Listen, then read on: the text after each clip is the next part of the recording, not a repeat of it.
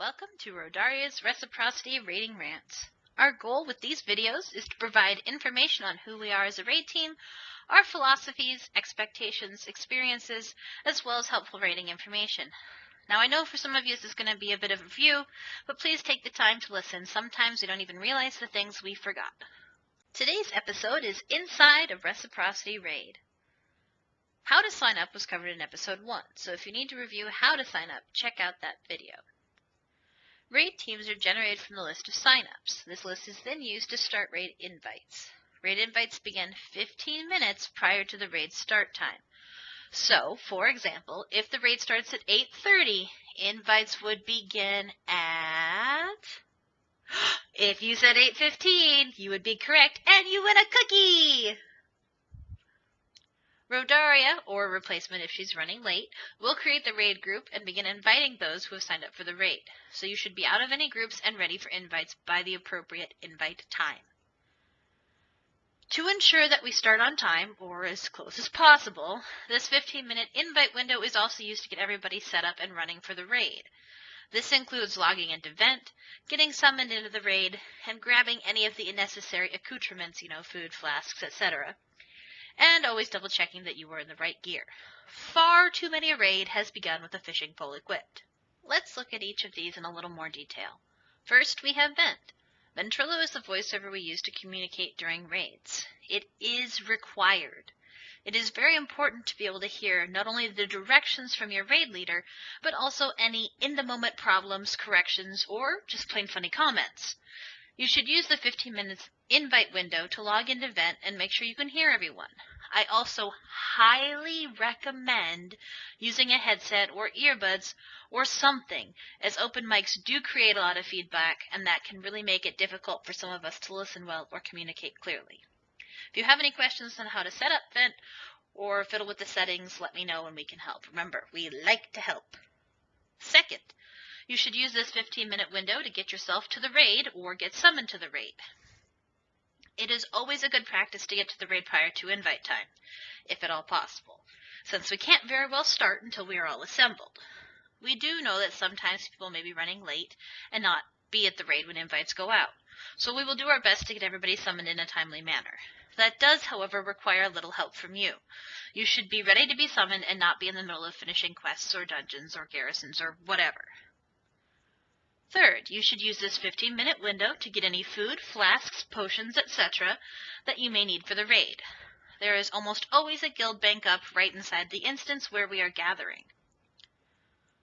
Fourth, always remember to make sure you are in your raiding gear. Most of us do a number of different activities between raids, which is great, but trying to heal in a fishing pole or tank in your RP gear is less than effective, and it would be better to know that prior to dying on a boss. Once start time has arrived, or on the very rare occasion that we have everybody assembled and ready prior to start time, we proceed with the maiming of things. Where we start each night varies, so be sure to check the calendar for what the plans are. If you don't remember how to do this, check out episode 1. More often than not, we will need to clear trash before we actually get to the desired boss. Trash are any groups of mobs that are standing between us and the bosses with the shiny loot. It is good practice to let your tanks pull the trash, so that you can avoid the whole death thing. Additionally, recently trash has had a tendency to preview several of the mechanics for the upcoming bosses, so it can be a helpful way to practice mechanics before actually doing a boss fight. After these mobs have been disposed of, we arrive at the desired boss. This is when we get buffed and stuffed, as Rose says. This means getting all of the raid buffs on each player, eating food, flasking, and using augment runes, or any other bonus modifiers that are available. Because every extra bit of DPS, healing, or tanking ability, etc. is good. Usually we have feasts available for people, but it is also a good practice to bring personal buff food, because then you can better tailor which stat you increase. Plus, it usually gives you a bigger increase than the group foods. It is also a good idea to look through your spellbook and the raid group to see who else provides the same buffs that you do. Because while sometimes the pally is there to do stats, you don't want to be the person we are all waiting around for the time they're not. Additionally, while Ro usually watches to make sure we're all buffed, it is good to get in the habit of checking your own buffs to make sure you didn't miss any. Remember that currently these can be seen by hovering over your buff panel, which is in the upper right-hand corner in the default UI. Whew, who knew so much happened before we even talked about how to kill a boss?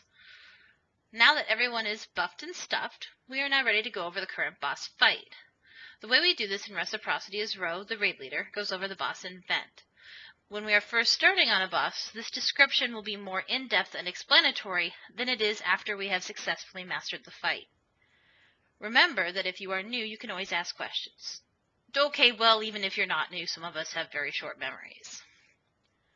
Now, I know that not all of us are great auditory listeners or learners, so I try to also demonstrate positions and things in the game as well. And hopefully I will manage to get some different types of boss explanations up in the future as well, for those of us who are better with our eyes and reading. That said, please still do the best you can to listen to Ro during these explanations. A, because it is respectful, and B, because I do give out important information, like where to stand, or which group you are in, or what job you're doing. And it gets very exhausting to repeat this, so please listen. And for the love of all things, if I say, this is really important, turn your ears on, or some variant thereof, please do so. Remember that you can, and some of us need to, take notes. I know more than a handful of us have sticky notes up all over for different fights. Now, side note here, while we often joke about how all we have to do is not stand and fire, many of these fights are more complicated than that and do require significant raid awareness and cooperation. For many of us, learning a boss fight is an ongoing process, and every time we do a pull, we need to reintegrate our experiences into our understanding of the fight, the mechanics, and how each relates to the raiders and the other raid mechanics. Okay, here is a very specific piece of information for our raids. We use raid markers a lot. We have several of us who are not the most spatially adept, and raid markers can be extremely helpful for orienting ourselves both in terms of raid space as well as orienting ourselves to each other. I will normally explain what each of the raid markers mean for a given fight, but there are usually some general patterns I tend to follow. For example, the green triangle is usually what I use to mark a ranged group, the blue square is what I use to designate a melee group, and the yellow star is used to mark the tank group. If markers are just being used to reference parts of the room, blue and purple are usually across from each other, green and yellow are also usually across from each other. Okay, now we are finally ready to talk about pulling a boss. When we are buffed and stuffed and the raid explanation has been given and no one has any questions, there will be a ready check. This is asking whether you are ready to pull the boss or not ready to pull the boss. It seems self-explanatory, but if you are ready, you hit the ready button, and if you are not ready, you hit the not ready button. I say this because far too often people hit ready when they are not ready and still need to eat, buff, flask, or even run AFK. So, only when ready, hit the ready button. Once we get a clean ready check, meaning everybody checked ready, we wait for the tanks to do the pull countdown. For our raids, we use a 7-second countdown, which is initiated by the DBM timer, so you won't see this if you don't have DBM. The boss is pulled at 0. A few notes here.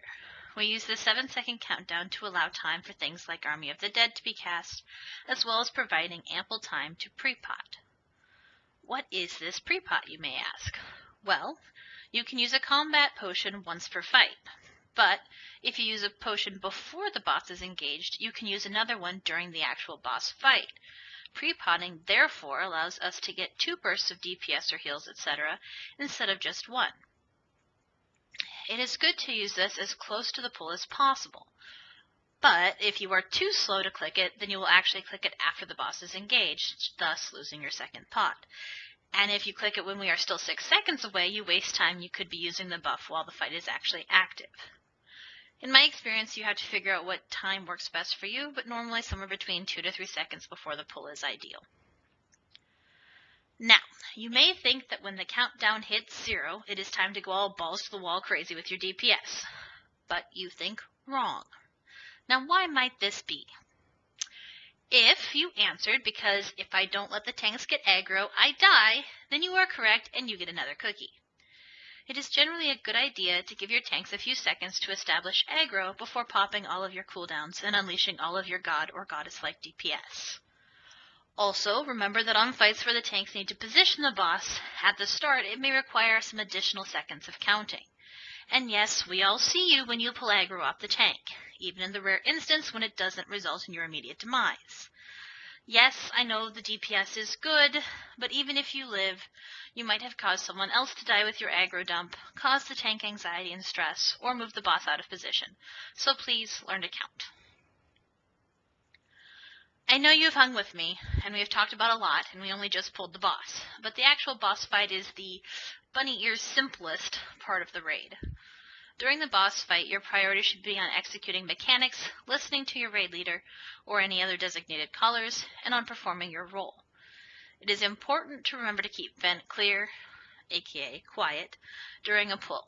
This is so that A, you can hear important stuff when it happens, and B, because Ro, as well as others, have a hard time concentrating when other stuff is going on. So, generally speaking, keep any troubleshooting, etc. until after the current pull.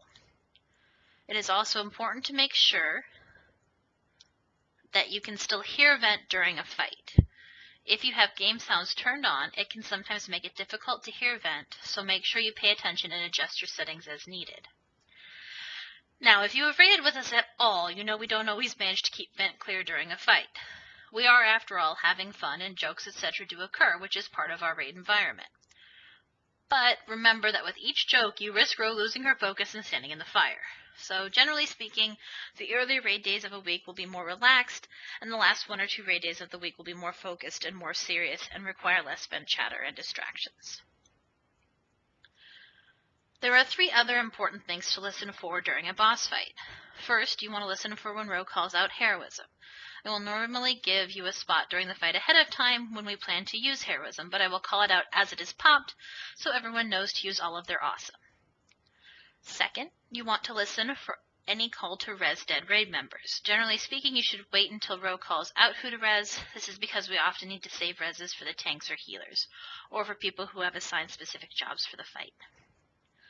Lastly, you should be listening for Ro's call to wipe the pull. If we have lost too many players or have made a big enough mistake, it may be in the raid's best interest to wipe, which is to all die on purpose. When we are still learning fights, we will often go as far as we can, even with a fair number of raiders dead, so that we can practice the fight and the mechanics.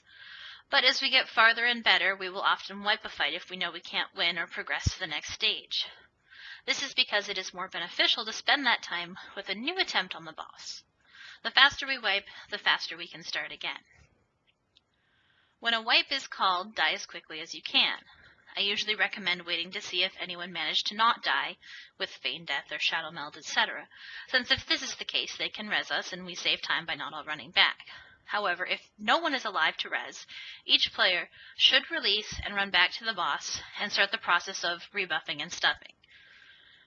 The faster this is accomplished, the faster we get to pull the boss again. While we are aware that sometimes grandmothers need help, children need juice boxes, or a nature's call can't be postponed, when possible, save these interruptions for a break and run back. If you can't, just holler and the first few back will res you.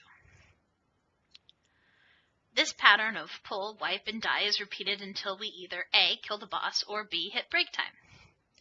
Because our raids are shorter than most other raiding guilds, we try to be as focused and efficient as possible, and maximize the amount of time we spend working on bosses. This means get back to the boss quickly after wipes, rebuff and stuff quickly, and try to avoid AFKs until break. On the rare occasion that you can't wait for the AFK, please at least let the raid know that you are going AFK and how long you intend to be gone. If you don't, you may return to the computer to find yourself removed from the group. This isn't a kick from the raid group, but if we don't know where you went or how long you were going to be gone, and you've been gone for more than 3 to 5 minutes, we may have removed you just so that we can continue with the boss attempts. When you get back, you are welcome to rejoin. When we successfully defeat a boss, we will pick up any loot before continuing on to the next boss. Our specific loot rules are outlined in our scrolls on the guild webpage, but generally speaking, we use personal loot for the first handful of kills on a given boss, and then change to master loot to funnel loot to those who still need it. When loot is on master loot, we distribute loot twice a night, once at break and once at the end of the night. Break occurs approximately 1 hour into the raid block, so if the raid starts at 8:30, break will be somewhere around 9:30. Break lasts for approximately 7 minutes. This is generally enough time to grab a snack or a drink, buy or even have a cigarette should you so choose. Do your best to be back in a timely fashion so we can get back to the pew-pewing. When break is over, we will do a ready check to see who is back. This is not a ready check to pull the boss, just to see who is back. Once everyone is back, we will rebuff and stuff and be on our way to a new boss attempt. That is more or less everything that happens inside a Reciprocity raid. Oh, one final note. Remember that while you are raiding, you should be focused on raiding. Do not be multitasking with shows, Facebooks, games, etc. Okay? Not only is this disrespectful, but when you are doing this, you are not giving the raid or your raid team your all. Make sure to tune in for the next episode, raid assessment, reflection, and improvement.